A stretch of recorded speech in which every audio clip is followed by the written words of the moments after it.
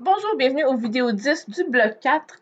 On change de section. On est encore dans la rotation, mais on vient changer d'approche. Donc, à la section 11.2, on commence à parler de résolution en termes de manière énergétique.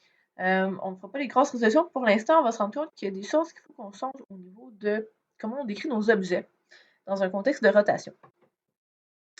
Donc, une des manières de voir ça, c'est d'essayer d'imaginer l'énergie cinétique pour un objet qui est en train de se déplacer en rotation.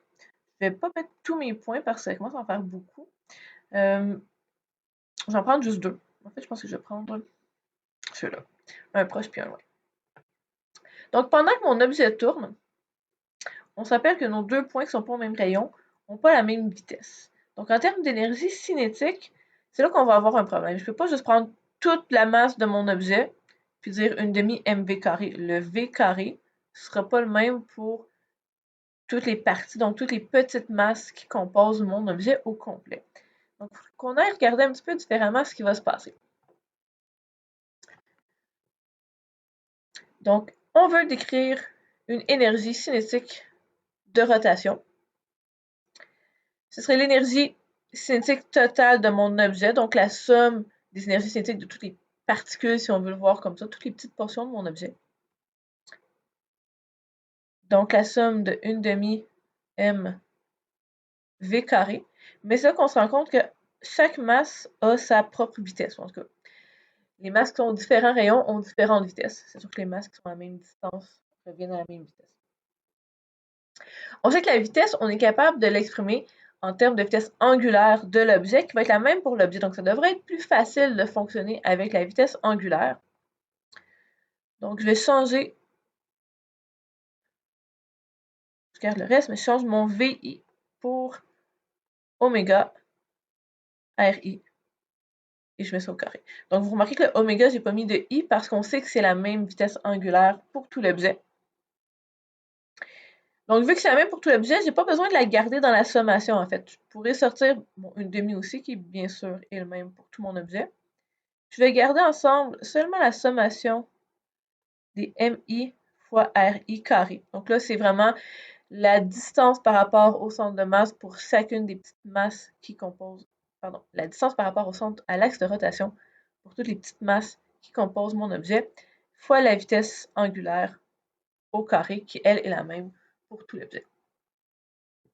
Fait que ça, comme formulation, on voit que ça ressemble quand même à ce qu'on a habitué pour l'énergie cinétique. On a une demi, on a un terme qui nous parle de vitesse au carré, c'est juste qu'on n'a pas la masse, on a une sommation de masse qui fait aussi intervenir des distances au carré.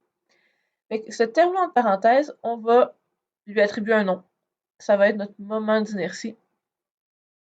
Donc ici, le moment d'inertie va être défini par la sommation des m r au carré. Et ça nous permet d'écrire l'énergie cinétique de rotation avec une demi I oméga carré pour que ça ressemble vraiment à notre formulation habituelle de l'énergie cinétique. Donc, le moment d'inertie va jouer le rôle de la masse dans les équations pour les objets en rotation. On va l'avoir dans l'énergie cinétique, mais ça va aussi revenir dans la dynamique, qu'on va voir un petit peu plus tard. Donc, ce moment d'inertie-là représente la distribution de l'objet, de la masse de l'objet autour de l'axe de rotation.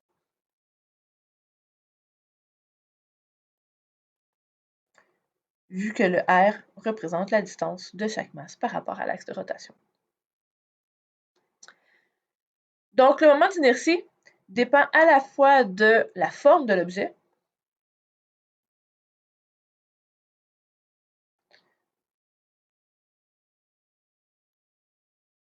et de l'axe de rotation.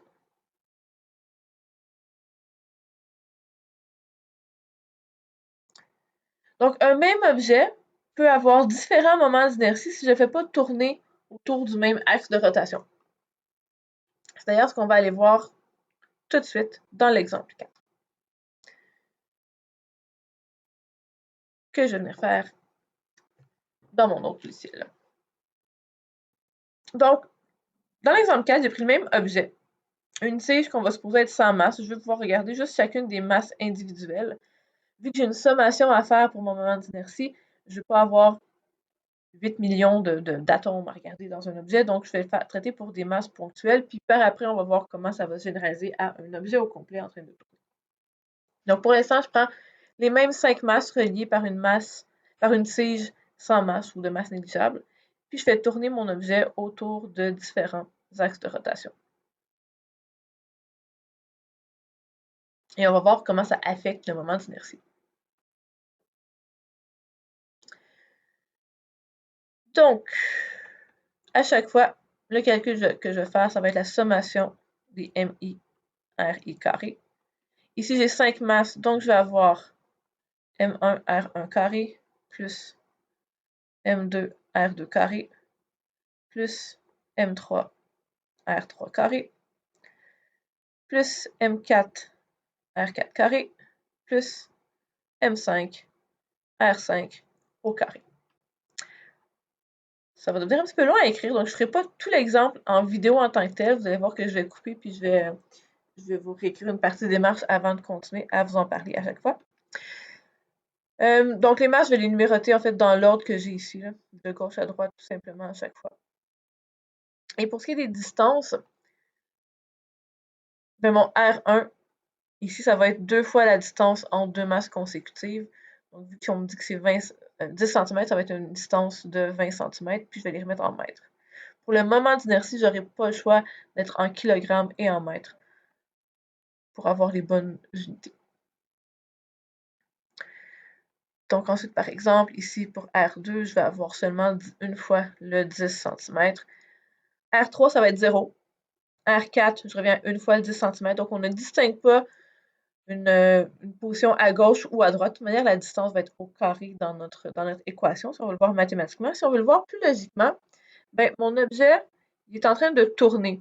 Fait que, si vous voulez visualiser la rotation comme ça, au début, la masse est à gauche, mais ensuite elle va être à droite, puis elle va revenir à gauche. Donc, c'est pas pertinent de distinguer qu'est-ce qui est à gauche de ce qui est à droite, même logiquement et mathématiquement non plus. Et ce schéma-là n'est pas le plus clair pour visualiser la rotation. Donc, à chaque fois, on va avoir une masse de 300 grammes, ce qui veut dire 0,3 kg. Donc, là, je vais avoir 0,20 au carré, encore mon 0,3, 0,10 au carré, 0,3 fois 0 au carré, encore mon 0,3, je reviens avec 0,10, donc le rayon, on avait dit pour la masse 4, plus 0,3 fois 0,2 au carré. Et tout ça me donne un moment d'inertie de 0,03.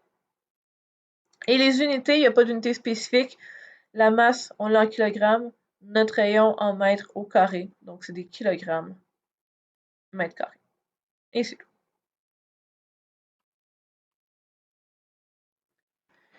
Donc, ensuite, pour mon deuxième objet, donc vous aurez vu que je suis allée écrire le début de ma démarche pour toutes les lettres qui suivent. Pour ma masse 1, je vais maintenant avoir un rayon de 0,3. Donc, oui, ça fait 4 masses, mais c'est vraiment 3 espaces. Des fois, moi-même, je me mélange. Et ainsi de suite. Donc, je vais avoir 0,3 fois 0,3 au carré, plus 0,3 fois 0,2 au carré, plus 0,3 fois 0,1 au carré, plus 0,3 fois 0 au carré, plus 0,3 fois 0,1 au carré. Et tout ça me donne 0,045 kg mètre carré.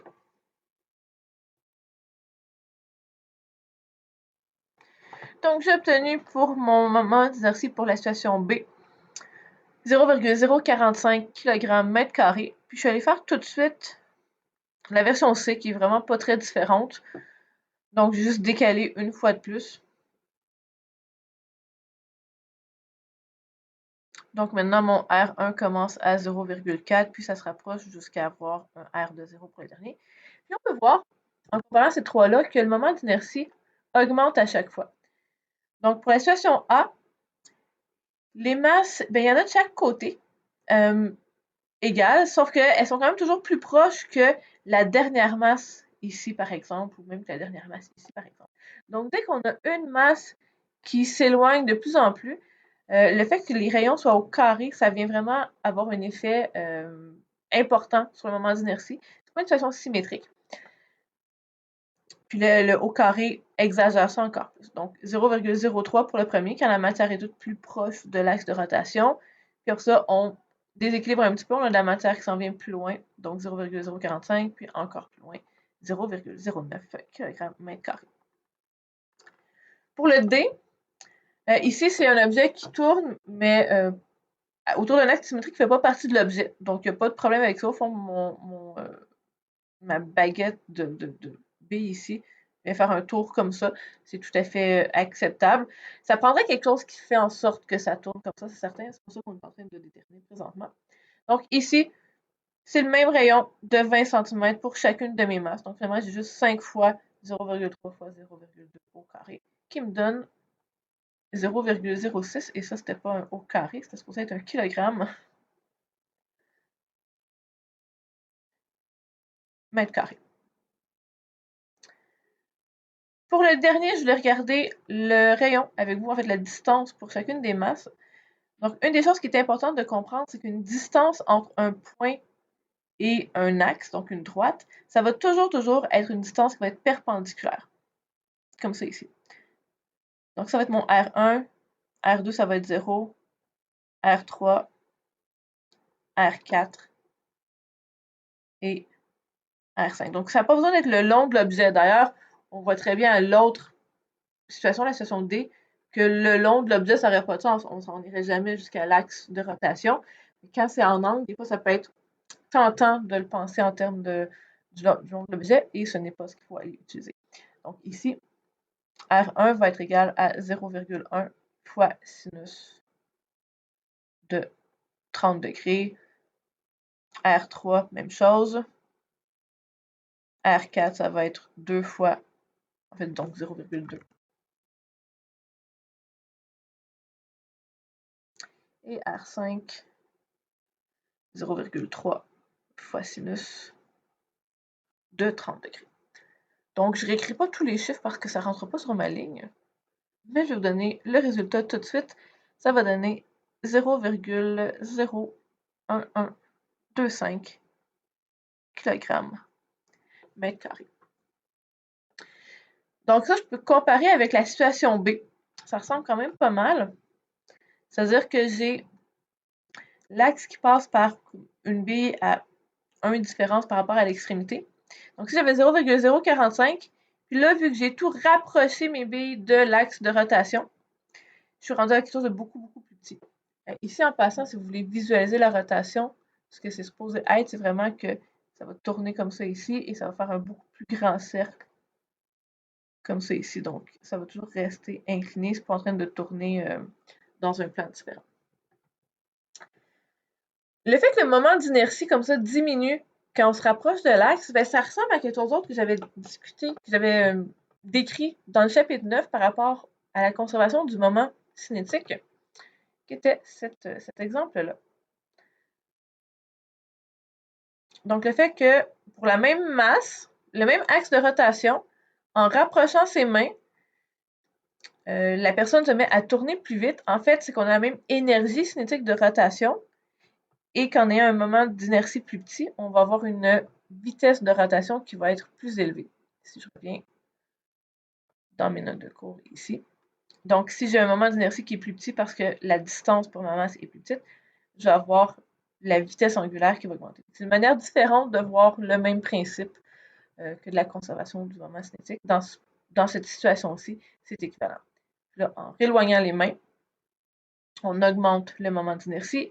Ça fait donc diminuer la vitesse angulaire, et vice-versa, on peut continuer comme ça. Donc, avec cette logique-là, on passe à l'exemple 5, où on veut placer en ordre croissant de moments d'inertie les différentes formes qu'on a ici. Donc là, ce qu'il faut se dire, puis j'ai oublié de l'écrire dans l'exemple, j'ai écrit la même masse, mais on va toujours supposer que c'est le même rayon. Les images sont supposées être assez bien faites dans votre peine de cours pour que ça paraisse. J'ai fait des copies-coller, j'ai peut-être un petit peu changé les rayons. Mais globalement, c'est supposé être la même masse et le même rayon d'objet.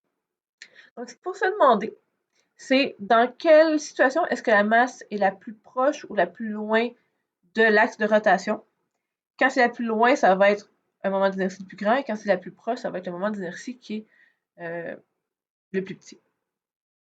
En fait, dans ce cas-ci, ce qui est plus facile à déterminer, c'est quand est-ce que la masse est la plus loin de l'axe de rotation. Dès qu'elle touche à l'axe de rotation, la masse est forcément plus proche.